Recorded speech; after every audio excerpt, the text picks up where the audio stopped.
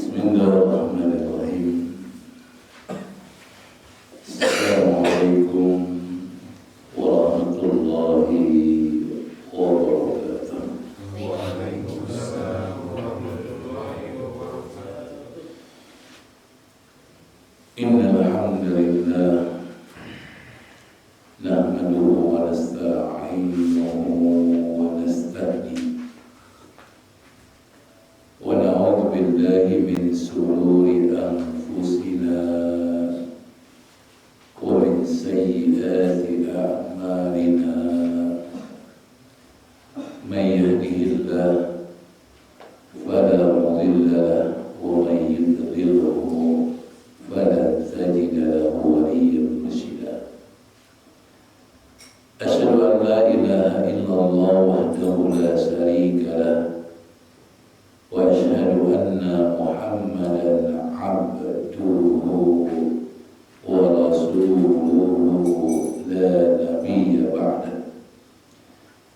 Allahumma shalli wa sallim wa barik ala nabiyyina wa qudwatina wa rasulina Muhammad sallallahu alaihi wasallam wa ala alihi wa sahbihi wa man sara ala nahjihi ila yaumil qiyamah. Amma ba'd.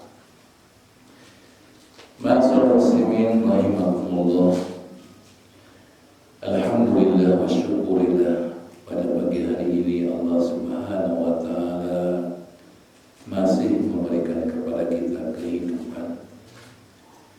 Berarti Allah masih memberikan kepada kita kesempatan untuk menjadi hamba-hambanya yang taat, menjadi hamba-hambanya yang senantiasa menyebutkan nama-Nya, menjadi hamba-hambanya yang senantiasa berzikir, menjadi hamba-hambanya yang senantiasa bertobat, beristighfar kepada Allah Subhanahu wa taala.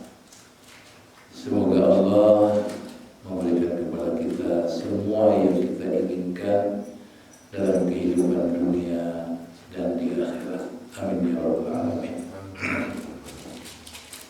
Ma'asyiral muslimin rahimakumullah. Insyaallah kita akan melanjutkan kembali kajian kitab Bahjatul Qulub Al-Abrar. Dan kita sekarang memasuki hadis yang ke-14. Hadisu ar-rabi'ah.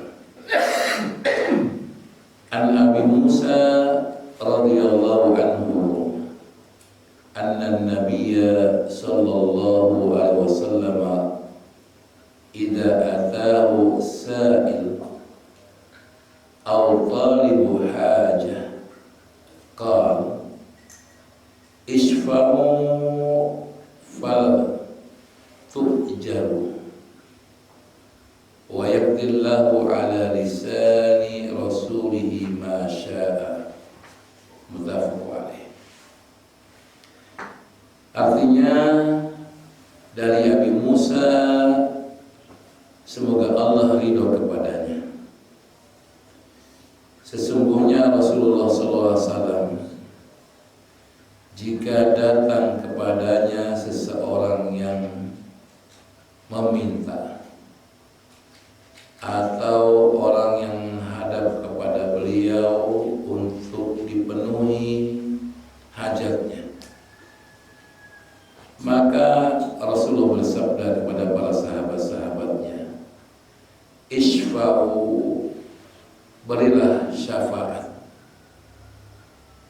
fal tu'jar, maka niscaya Allah akan memberikan balasan, memberikan pahala. Wa yaqdillahu ala lisani rasulihi ma syaa.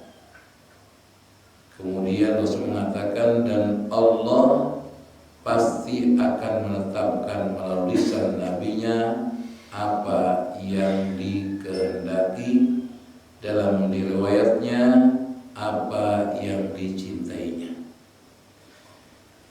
Ma'asyiral muslimin rahimakumullah, dikatakan bahwa hadal hadis mutadammin la li asl kabir wa faidah azimah, bahwa pada hadis ini terdapat kandungan tentang prinsip-prinsip dan faedah yang luar biasa.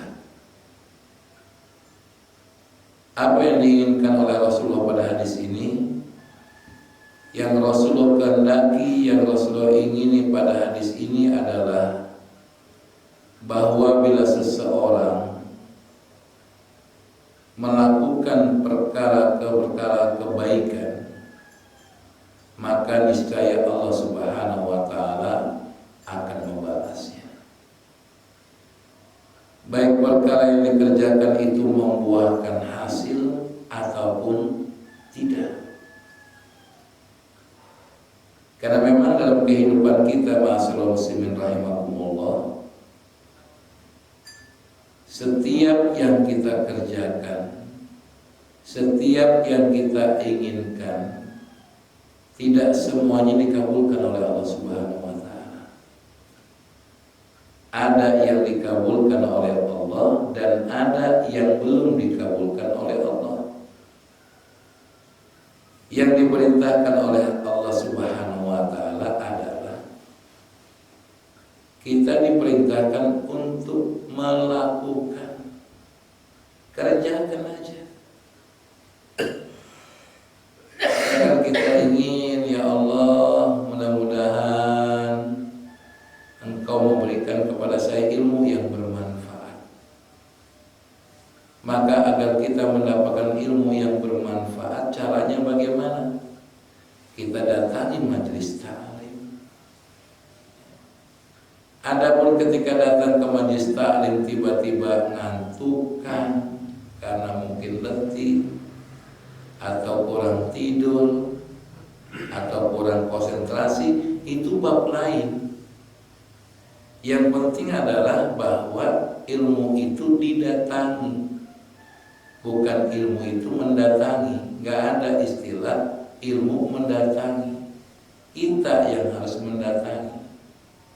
Nah, ini ikhtiar yang kita lakukan untuk mendapatkan ilmu yang bermanfaat. Adapun ketika datang ke tempat kita yang ingin belajar di situ, lalu kita belum bisa memahami, insya Allah satu saat akan diberikan pemahaman oleh Allah Subhanahu wa taala. Yang penting ikhtiar dulu. Itu yang dikehendaki oleh Allah Subhanahu wa taala. Lalu dalam hadis ini ada beberapa hal yang saya pelajari. Yang pertama, bahwa Rasulullah itu merupakan sentral dalam kehidupan bermasyarakat.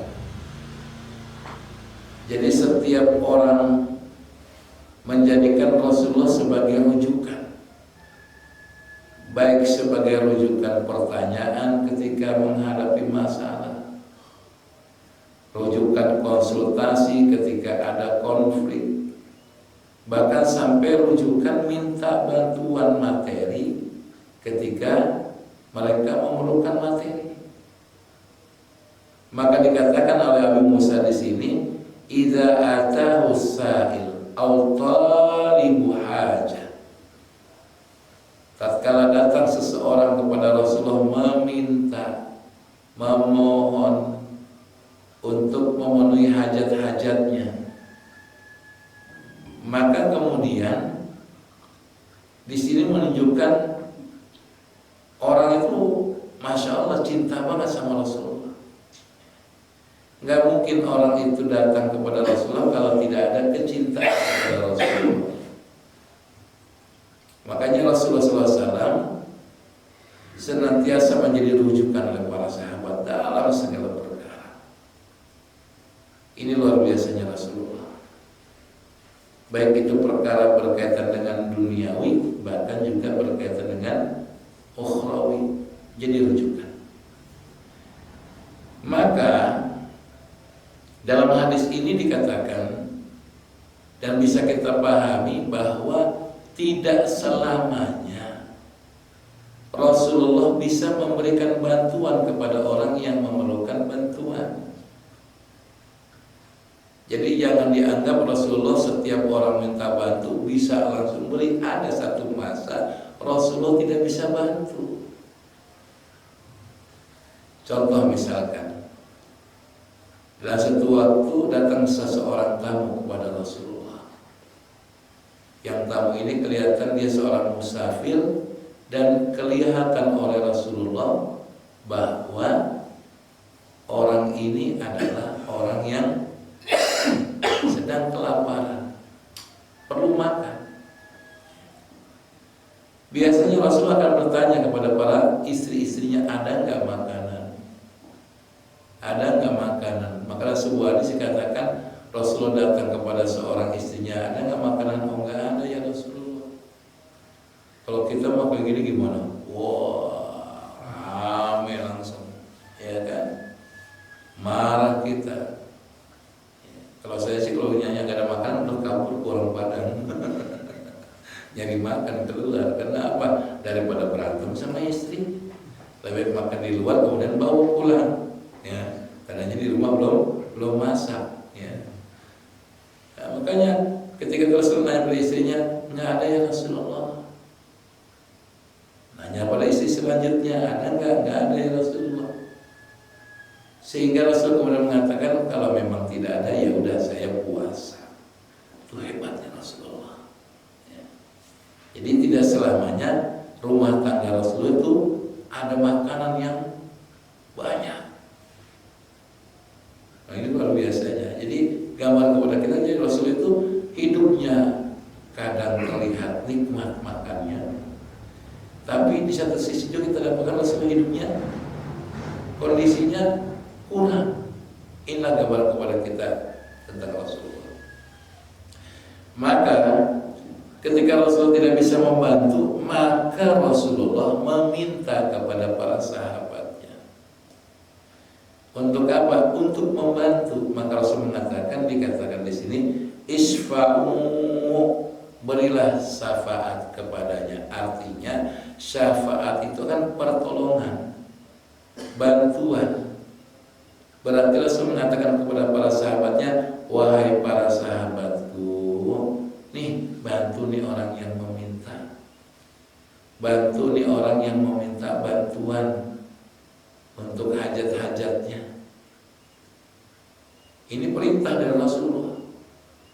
Maka dalam kisah yang saya katakan tadi di awal, maka ada seorang sahabat ketika itu Rasulullah tidak bisa memberikan layanan terbaik kepada tamunya, maka dia mengatakan kepada Rasulullah, ya Rasulullah, saya yang akan menjamu tamu engkau wahai Rasulullah. Maka tamu itu dibawa ke rumahnya. Ketika sampai di rumah, ditanya kepada istrinya, wahai istriku, ada makanan nggak? Ini saya bawa tamunya Rasulullah. Kata istrinya, wahai suamiku, enggak ada makanan. Yang ada hanya tinggal makanan anak. Maka saat itu sang suami mengatakan pada istrinya, kalau begitu buat anak-anak tertidur sehingga enggak mikir makan. Nah, setelah itu makanan itu dihidangkan. Dan ternyata makanan itu hanya cukup untuk satu orang. Maka kemudian sang tuan rumah mengatakan pada tamunya, ayo silakan duduk. Ya. Karena memang dalam Islam itu satu makanan bisa cukup untuk 2 orang, 2 makanan bisa untuk 4 orang dan selanjutnya. Ya. Maka sebelum itu dia berkata pada istrinya, nanti kalau tamu sudah saya ajak ke tempat makan, kamu matikan lampu. Ya. Maka ketika itu tamu masuk, duduk, mati lampu. Kata tuan rumahnya, mungkin kalau bahasa sekarang, maaf biasa ada pemadaman. Maka kemudian kata tuan rumah, silakan dimakan. Nah, tamunya kan sudah melihat ada makanan di meja, jadi bisa memperkirakan. Maka kemudian diambillah, dia makan, dan tuan rumah pura-pura makan. Kenapa? Agar sang tamu itu kenyang. Seorang musafir kan kelaparan biasanya, kurang makanan. Maka selesai itu, besoknya Rasulullah memuji apa yang dilakukan oleh sahabatnya. Ya, luar biasa.